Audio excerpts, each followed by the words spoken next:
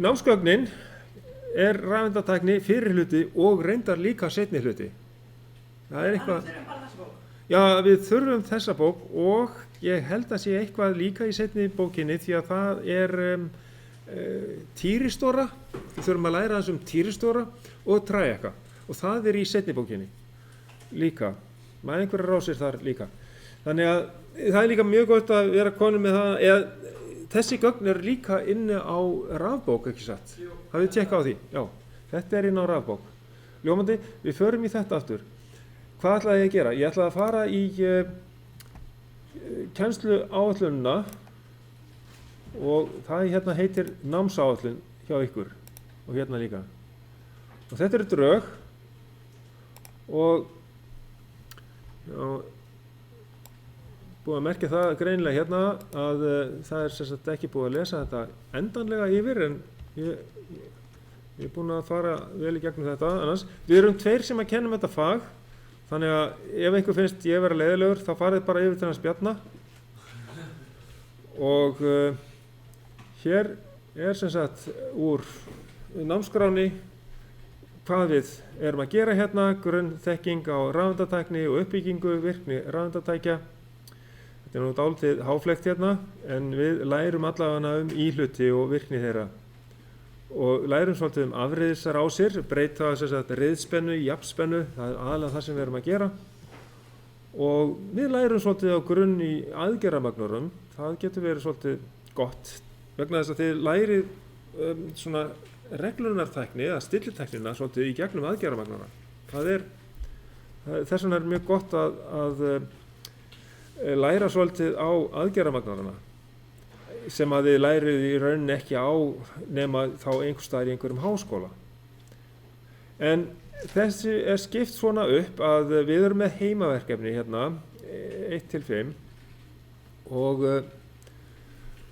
þetta svona fyrir ykkur til þess að læra efni áfangast þá voðalega gott að vinna í þessum heimaverkefnum, fáið skilning á efninu og þetta hefur svo sem ekki mikið vægi en fyrir ykkur þá þetta mjög dýrmætt að geta unnið þessi heimaverkefni. Síðan eru skýrslurnar á önninni, þær gilda 20% og svo próf úr fyrsta hluta námsefnisins gildir 10%. Það svona aðalega íhluti og sennilega afriðun og slíkt og síðan annar hluti námsefnisins 15%, það eitthvað meira þyngra og síðan kemur lykilmatsþáttur. Það eru satt 2 lykilmatsþættir og nú svara ég spurningunni þinni sem þú varst með áðan að það eru satt þessi 2 lykilmatsþættir, annar gildir 15% og þetta næst síðasta og síðasta prófið og þetta mjög seint á önninni. Við sjáum að þetta mjög klest hérna í lokin. Sem sagt, þetta með þess að gert í sömu vikunni að nei, ekki sömu vikunni. Hlutapróf 3 hérna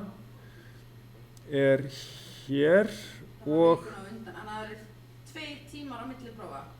já, þá erum við komin í gegnum allt efnið. En þetta svolítið þröngt samt. Ég viðurkenni það og ég Lokaprófið þessum 3 hlutaprófum. já, við getum sagt það, já, gróft sem að kannski bætist inn í þetta eða aftur endurtekið það hérna, það kannski úr aðgerðamagnaranum, þess að reikna atriði sem eru tengt aðgerðamagnaranum, hugsanlega líka. Og svo koma líka tríakrásir og týristóra rásir þar inn í. Og ástæðan fyrir að þessar rásir koma líka inn í þetta týristórar og tríakar að einu sinni voru þetta 3 áfangar og það búið að fækka þeim niður í 2. Þannig að við erum búin að tróða hérna efni úr milli áfanganum niður og annað efni hefur flyst upp í efri áfangan. Þannig að þess vegna erum við með svona mikið efni í þessum áfanga og enda gert ráð fyrir að við hefðum alla önnin þess að læra þetta. En við reynum að laga það tilbaka, ég að vinna í því að fá þetta allt aftur á annir. Þannig að í lokin í síðustu vikunni að þá gert ráð fyrir að við getum tekið upp ef að eitthvað fer úr skeiðis í þessum. Það mjög sjaldgæft að það komi upp á. Við höfum að læra þetta vel á leiðinni. Þannig að einhverjar spurningar varðandi þessa kennsluáætlun. Við bara byrjum núna í þessu og núna erum við í þessari fyrstu viku 42 og ég sem sagt held ég sé búinn að fara yfir svona gróft hvaða námsefni hérna. Við erum að fara í passífa íhluti, sem sagt viðnám, eitthvað aðeins spólur en samt meira þétta og svo aktífa íhluti eins og díóður, transistora, aðgerðamagnara og týristora og træeka. Það er það sem við tökum fyrir í þessum áfanga og þá notum við þetta í afriðun, mögnun og við erum að magna upp merki frá skynjara og til þess að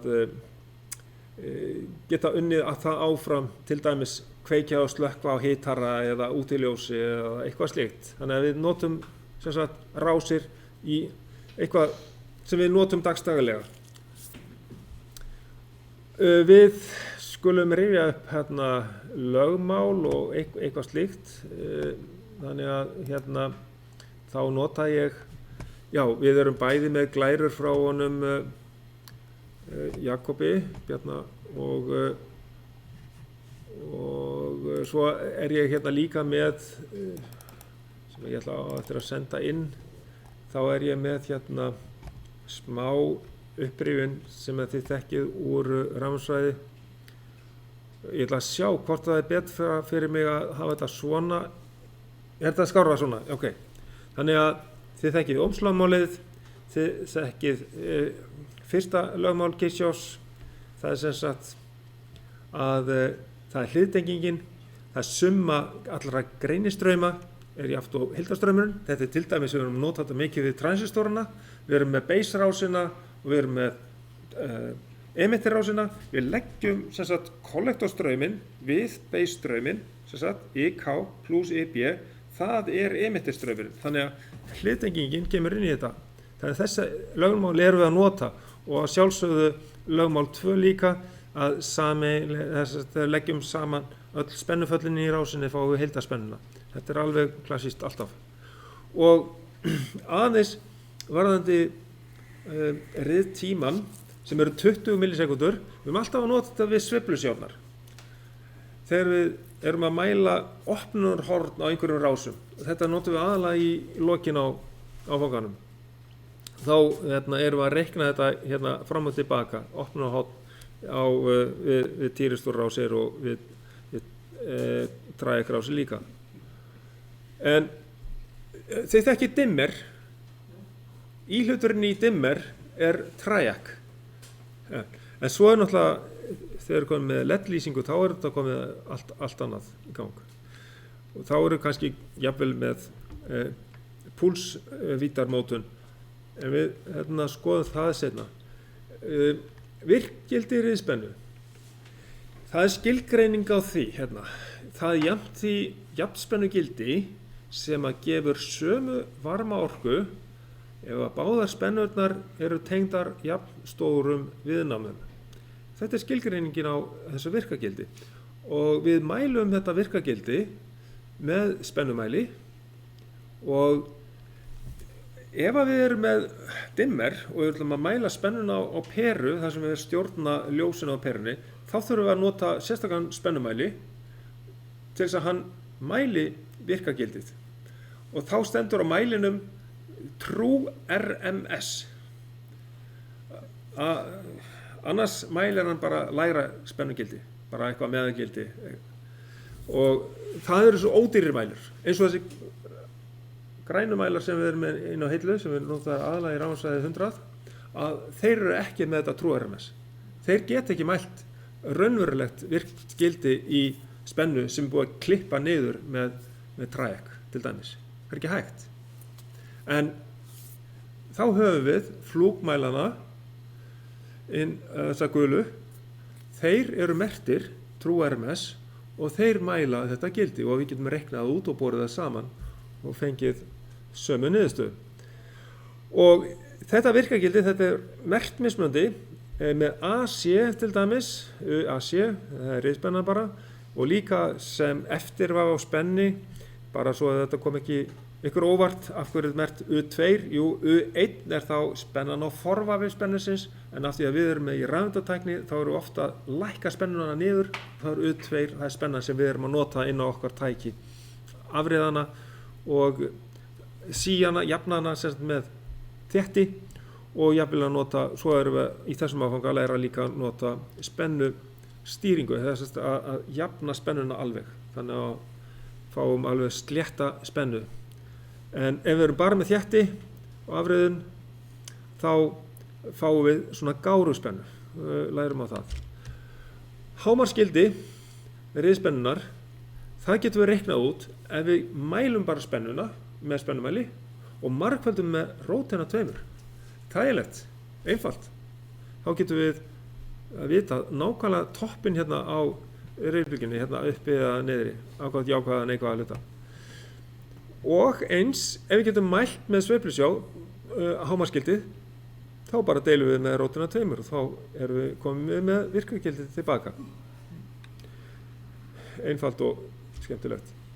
Síðan, samhengið milli virkagildis og maksgildis er sem sagt, við getum sagt að virkagildið er 70,7% af hámarksgildinu, sínuslægara spennu,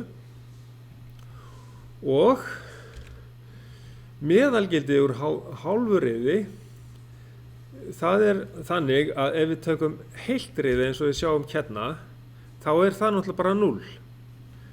Því að við getum ekki talað um það. Við verðum að taka bara hálfa riðið. Það hefur engan tilgang í rauninni að tala um meðalgildi úr heilu riði. En sem sagt, hálfa riðið, þá skiptir það máli sem sagt varðandi afriðun, því að þá erum við með sem sagt 90% af virkagildinu er meðalgildið. Sem sagt, meðalgildið úr hálfu riði er 90% af virkagildinu. Þannig að inn í þessum formúlum, við fáum náttúrulega formúlublað og þar erum við með alla þessar formúlur og notum þær þegar við erum að framkvæma þessar mælingar við afriðunar mælingaverkefnin.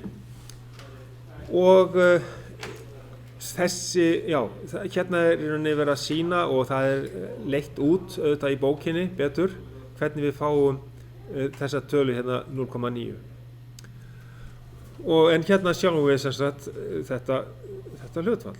Og ef við erum bara með hálfbylgjuafriðun, þá deilum við með 2 nefnilega. En svo er hérna samhengi milli virkagildis og meðalgildis. Það er kallað formstuðull. Og ef við erum með sínuslæga riðspennu, þá er formstuðullin 1,1. En svo breytist hann ef að bylgjan er ekki sínuslöguð. Allt í lagi. Meðalgildið úr hálfri riði, það er sem sagt 63,7% af hámarksgildinu. Og það er líka leitt út í bókinni. Þannig að við getum reiknað það út með þessum hætti hér. Og við reiknum einhver dæmi mjög fljótlega í þessu. En sem sagt, ef við erum með eina díóðu í afriðuninni, þá nýtum við bara helminginn af riðbylgjunni og þess vegna sagði ég þá deilum við með 2 hérna. Og þá sjáum við að við nýtum ekki neikvæða hluta riðbylgjunnar. Hins vegar ef við erum með 4 díóður eða 2 díóður með miðúttaki á spenni, þá erum við að nýta allt saman og þá sleppum við að deila með 2. Allt í lagi. En stundum þurfum við að lækka spennuna niður eins og við getum. Þá getur verið kostur að nota bara eina díóðu og það gerum við í seinni áfanganum í rafeindatækni. Það getur líka verið kostur að lækka hana niður, spennuna. og þegar við erum með 4 díóður þá nýtum við alla sveifluna, bæði jákvæða hlutan og neikvæða hlutan og þá fáum við myndina af spennunni svona, fer alltaf niður í 0 og aftur upp og þá er þessi formúla hérna sem gildir eins og við sáum þarna áðan. Já, og þá erum við komin í gegnum þetta sem sagt og þetta er svona það sem við skoðum upprifjun lögmála, íhlutir, já aðeins eftir að skoða íhlutina. Sem sagt riðstrauminn hann streymir náttúrulega fram og tilbaka og við eftir að skoða díóðuna, afriðun, gáruspennu og eitthvað slíkt, senerdíóðu, ljósdíóðu og heilbylgjuafriðun. Við höfum eftir aðeins að fara í gegnum þetta, en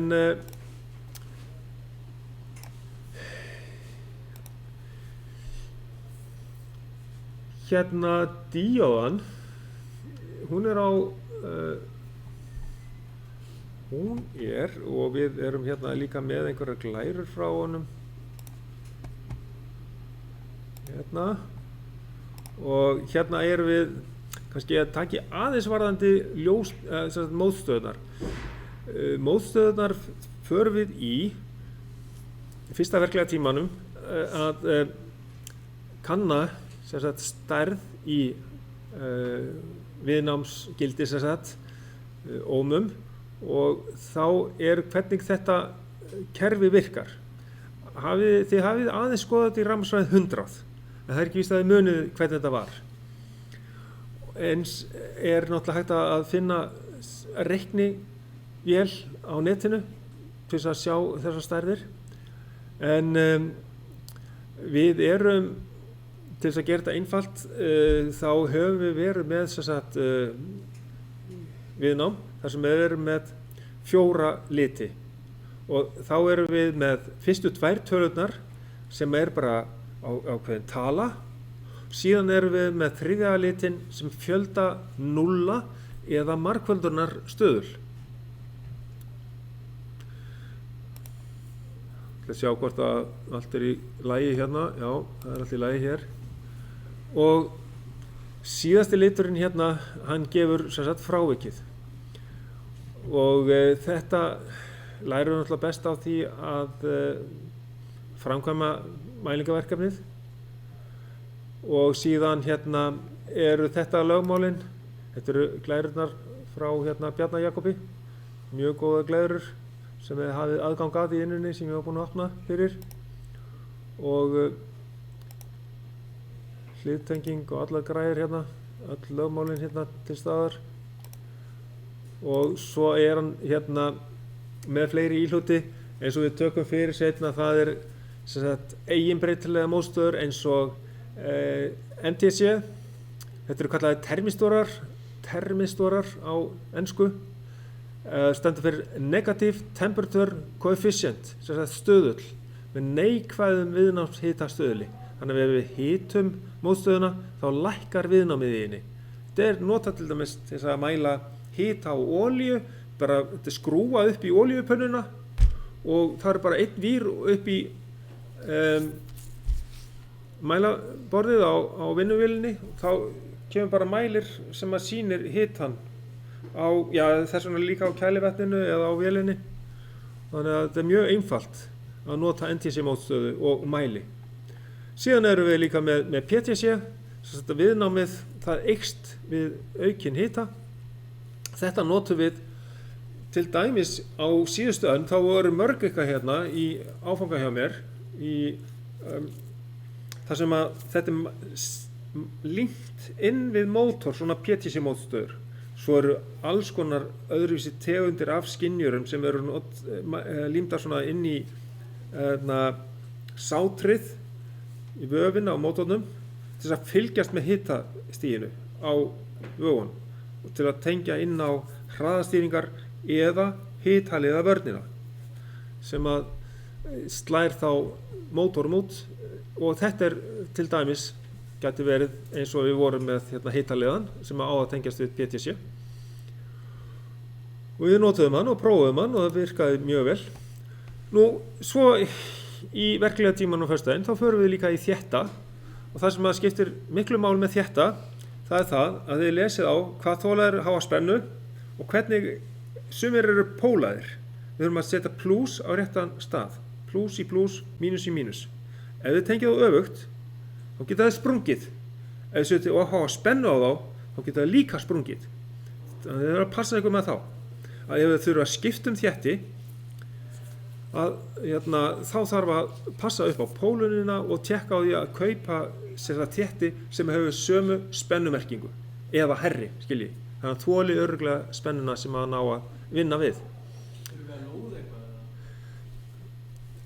eða er það bara, ég spá bara nú þegar þétti sem á plötu eins og í 340. Já, sko, við vorum með í seinni áfanganum alltaf eitt verkefni og við erum í rauninni með verkefni þar sem að menn setja saman einhverja rás og þá er hægt að lóða og þá sko höfum við verið með þannig verkefni og það getur verið bara góð tillaga að þá þurfum við að bæta við áhættumatið að passa lóðboltana.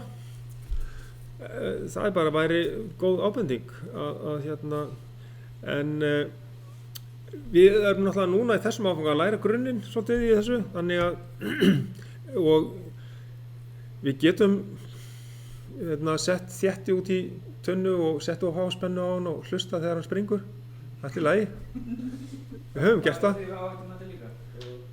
Nei, við þurfum ekki að gera það í áhættumati því að við förum svo varlega með það sko. En það höfum við gert sko. Og síðan er það díóðan og hún er samsett úr efnum sem hefur verið blandað, það er íblöndur efni til þess að fá fram P-efni, fleiri pláss fyrir rafeindir, það eru kallar holur, þessi pláss fyrir rafeindir.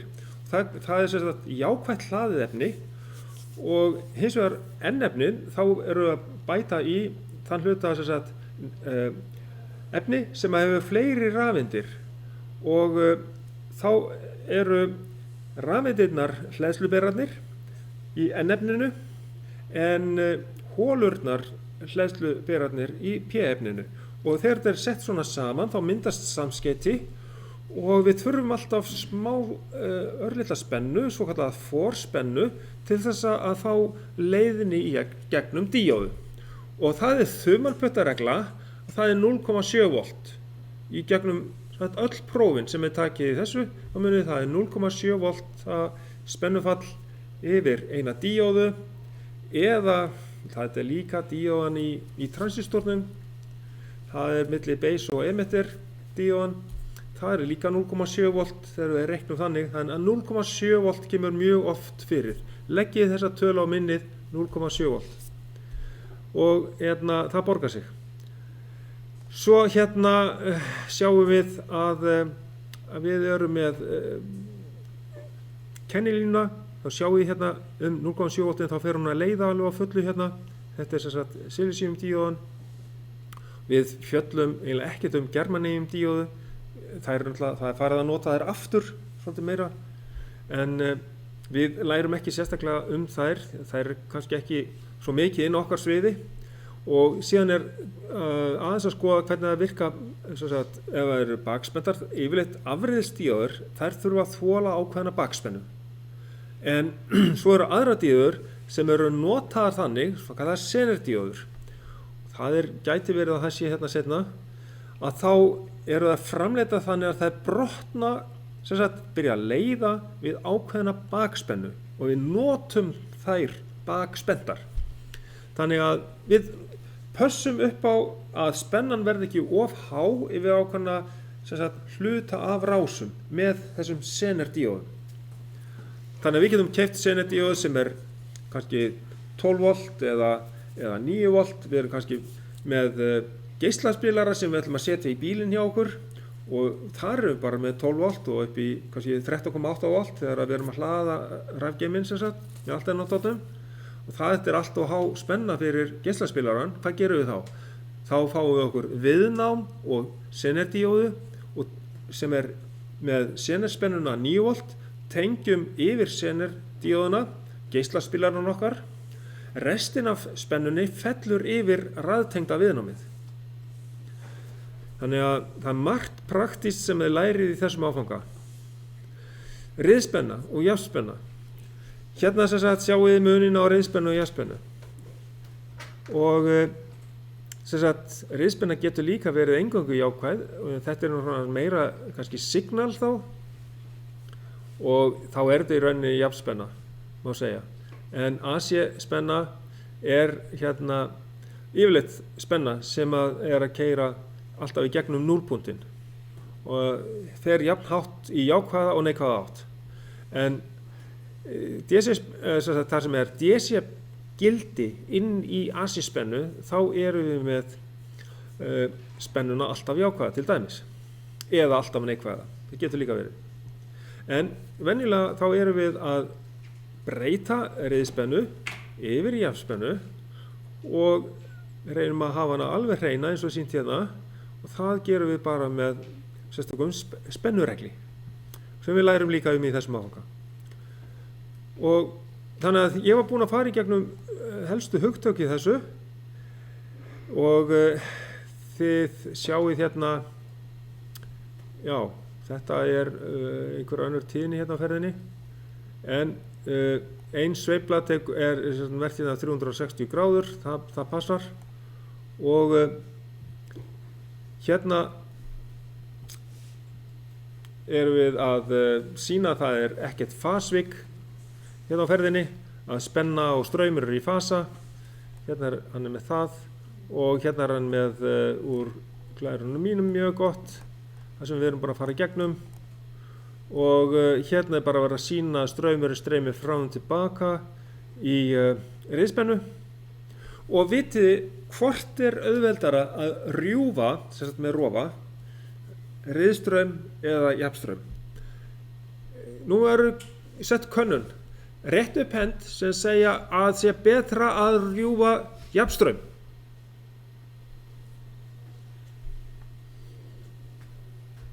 Flott, ég er bara mjög ánægður með þetta.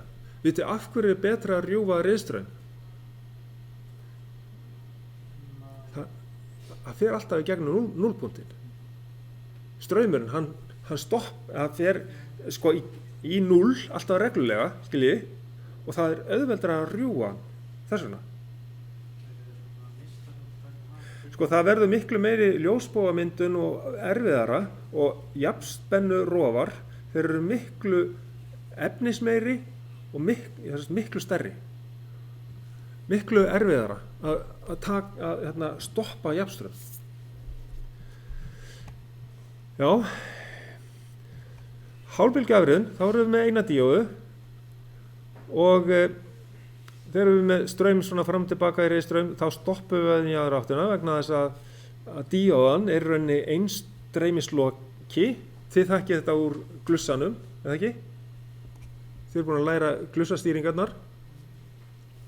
Og þið hafið séð einstreymisloka, er það ekki? Hafið þið séð einstreymisloka?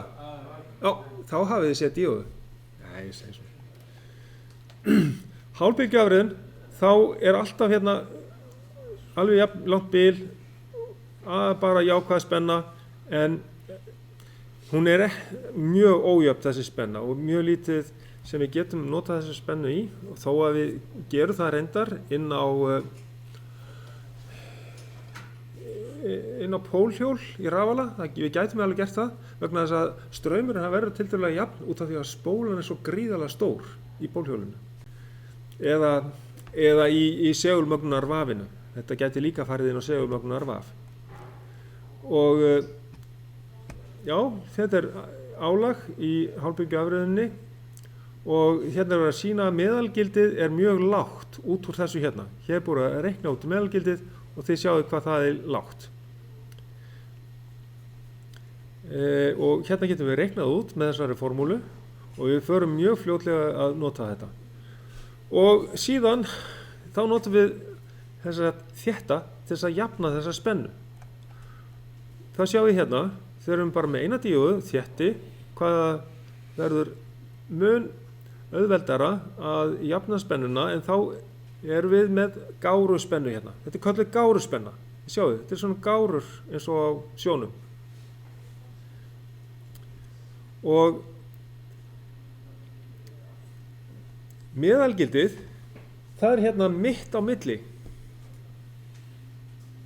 Og hérna hámarksgildisins hérna og það sem að þéttirinn afhleðst í. Við getum dregið línu eiginlega gegnum þetta og við reiknum okkur eiginlega með svona, já,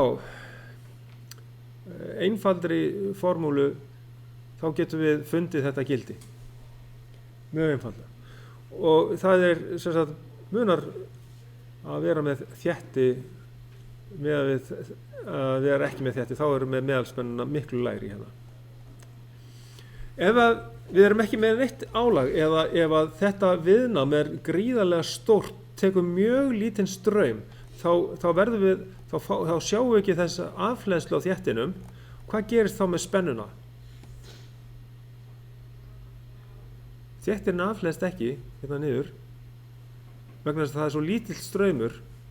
Hvað erum við með þá hérna? Við erum bara með beina línu, ekki satt? Það er bara bein lína. Engin afhleðsla. Og sem sagt, það bara viðhelds hérna alltaf sama spennan. Þetta er þá yfir þéttin. Það bara hleðst þéttirinn upp og heldur þessari spennu. En aftur, ef að kemur alltaf minna og minna viðnám hérna, meir og meiri straumur, að þá afhleðst þéttirinn á milli og síðan fáum við alltaf spennuna frá spennugjafanum. Og hér getum við sem sagt þá reiknað út virkagildi riðspennunar sem að færi hérna inn, ef við ætlum að reikna okkur hérna tilbaka. Við hérna þurfum samt sem áður að athuga, ef við erum með þétti, þá þurfum við einhverja aðra aðferðir heldur en bara einfaldlega þetta hér. Sko, já, hérna erum við komin í enda. Við þurfum að taka fyrir einhverja önnur dæmi heldur en þetta hér.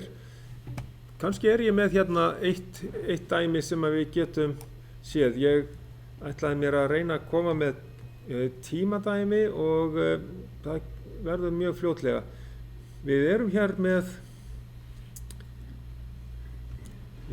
með dæmi þar sem að er ein díóða og við erum að bæta við 1000 mikrofarta þétti í rásina og að teikna spennu yfir álagið eftir að þéttirinn er tengdur, þá bara teiknum við upp spennu eins og sáðum þarna áðan og við getum byrjað á því að reikna hérna út gáruspennuna. Við gerum það alltaf, en það er bara spurt hver stór þarf riðspennan inn á rásina vera til þess að fá 9 volt yfir álagið.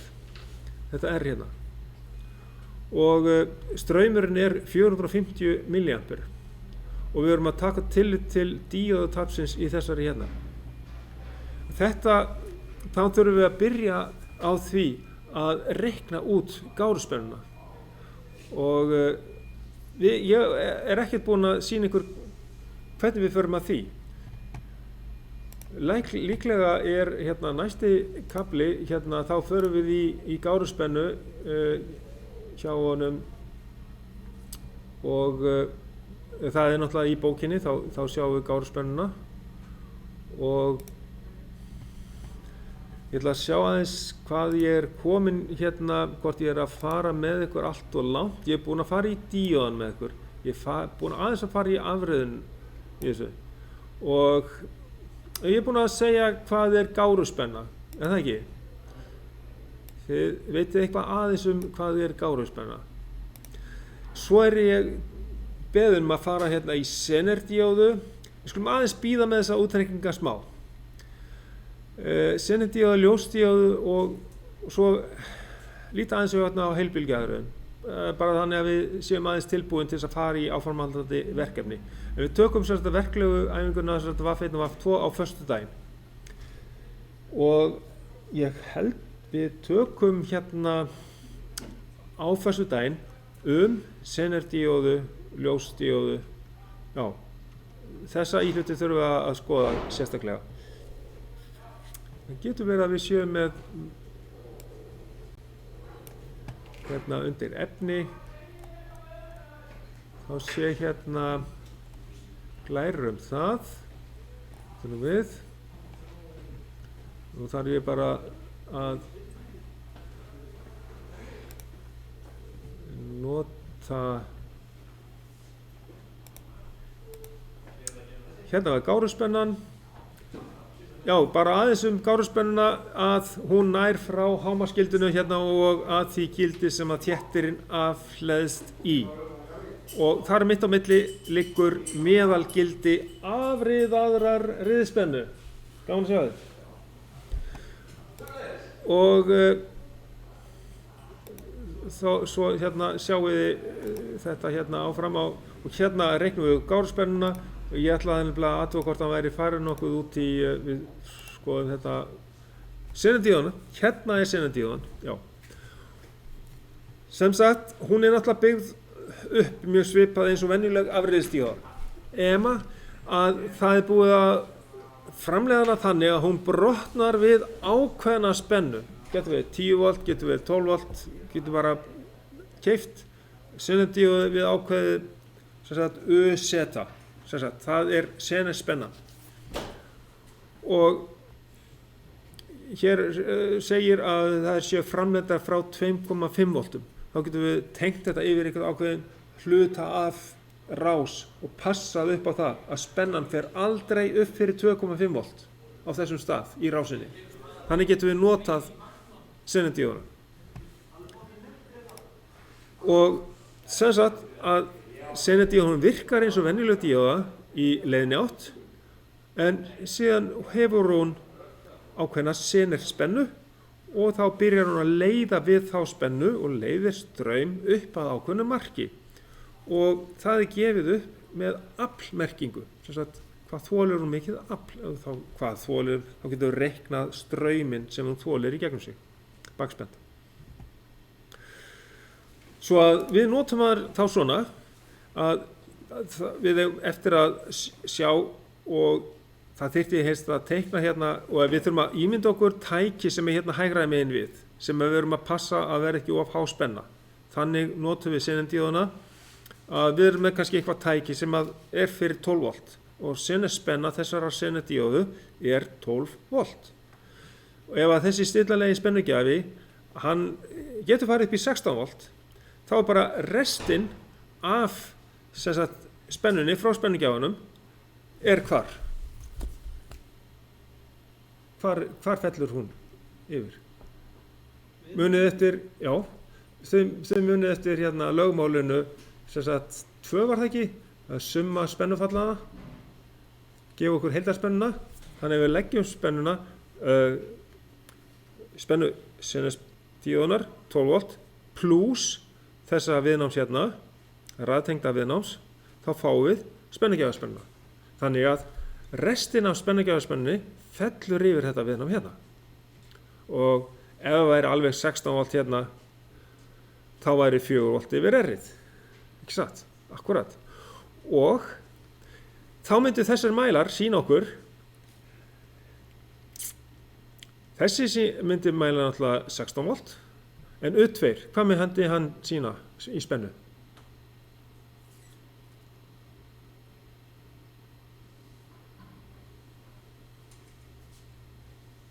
Ekki láta ampermælinn trufla ykkur, það er svo lítið viðnám í honum.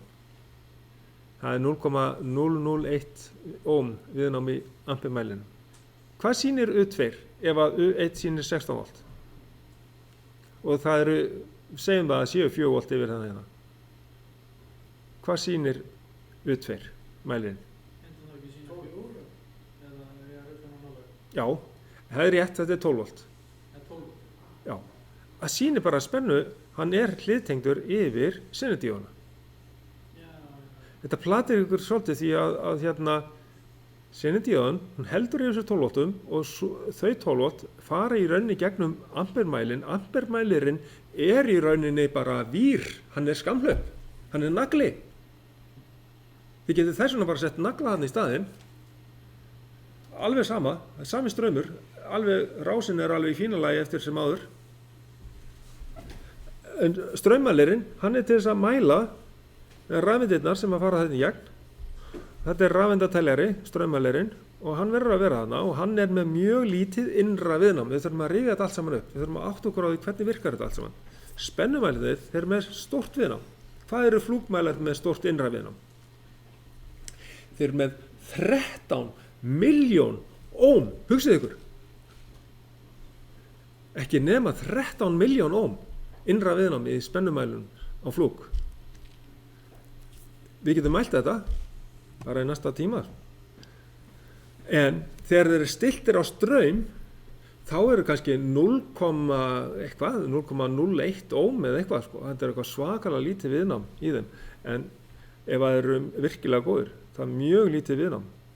En þeir þurfa að hafa alltaf eitthvað smá viðnám til þess að geti mælt sem sagt spennufall einhvers staðar og þannig að geti breytt því yfir í mælt gildi, það í gegnum einhverja rás. Og já, hérna eitthvað sýnindæmi, hérna spennufalli yfir viðnám og afl senudíónar 500 milliwatt. Það þýðir það að það fer eftir í hvað senuspennan hvað hún þolir mikinn straum, hvað max og við förum í gegnum svoleiðis dæmi og það sýnidæmi líka í bókinni. Þannig að svo kemur hérna að ljósdíóðinni. Þannig að ég ætla að fara í það líka hérna.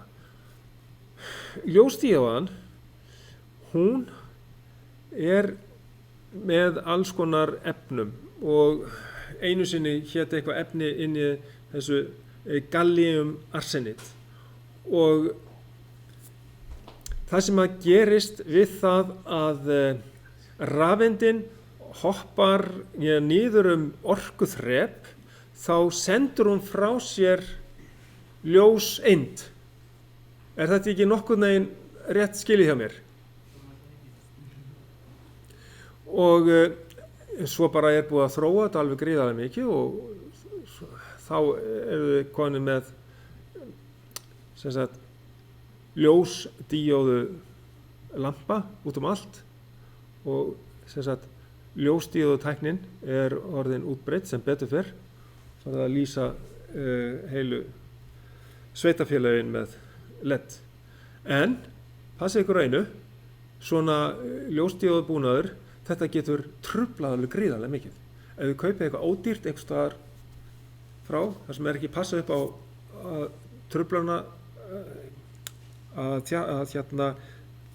halda niðri truflanavöldum, þá getur þetta verið ónothæft í báta og skip, skiljið. Ég heyrði einhvern tímann sögu af því að einhvers staðar hérna á Suðurnesjum sem voru menn með að búin að setja upp svona lýsingu í bát. Og þeir enduðu á því að það urðu öll tæki í brúnni ónothæf þegar lýsingin var í gangi, skiljið. Vegna truflana. Svo að þið passið ykkur á því að eins að talstöðvar verða ónothæfar upp á hálendinu ef það eru með kastara, svona LED-kastara sem ekki sem sagt, með truflana vörnum á. Það er stýribúnaður. Það er stýribúnaður við LED-ið. Það að gefa frá sér einhverjar óþarfa? Já, bara alls konar hátíðinni truflanir. Bara mjög breytt truflanarsvið.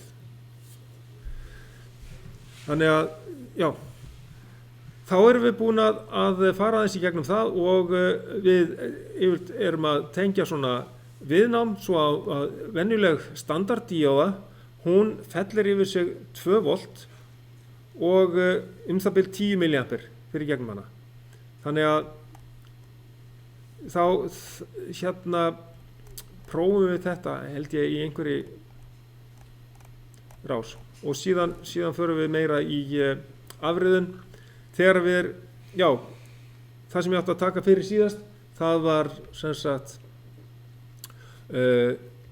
heilbylgjuafriðun. Þá erum við með hérna til dæmis 4 díóður og það þýðir það að við hérna erum við með hérna mynd af þannig spennu að það hérna, hún er hér, að þá erum við með spennu, ef við værum ekki með neitt þétt í þessu, þá færi spennan alltaf hérna niður í 0 á milli eins og þið þekkið. Þetta er heilbylgjuafriðun. Svo þegar við erum búin að bæta við þétti, þá aðflæðsþéttirinn hérna hleðst upp í hámark og aðflæðst hérna á milli. Það fer náttúrulega eftir álagsströmmnum hvaðan aðflæðst mikið og hvað gáruspennan verður mikið. Og gáruspennuna reiknum við með þessari formúlu hérna. Og ef við erum með heilbylgjuafriðun þá notum við stöðulinn 6. Ef við erum með hálfbylgjuafriðun þá notum við stöðulinn 12. Og þetta sjáum við allt saman á formúlublaðinu. Þá erum við með mynd af rásinni og við erum með formúlur alltaf við hverja mynd sem við notum í hverju tilfelli. En sem sagt, þetta er svona það helsta sem ég ætlaði að byrja á að fara í gegnum með ykkur. Þannig að þá getum við merkt við hérna, við erum búin að fjalla seinadíóðu og ljósadíóðu og ég er búin aðeins að fara í heilbylgjuafriðun. Og kannski finn ég eitthvað fyrir ykkur að, formúlublöð getum við tekið fram og getum reynt að reikna eitthvað aðeins í þessu í seinni hluta af tímanum. En ég ætlaði að gera smá pásu núna. Hvernig væri það? Hérna í heimadæminu setjum við hérna þá sinnum fáum við hérna rótir á 2 svona setjum við 2 hérna. Þetta er það sem við þurfum að gera og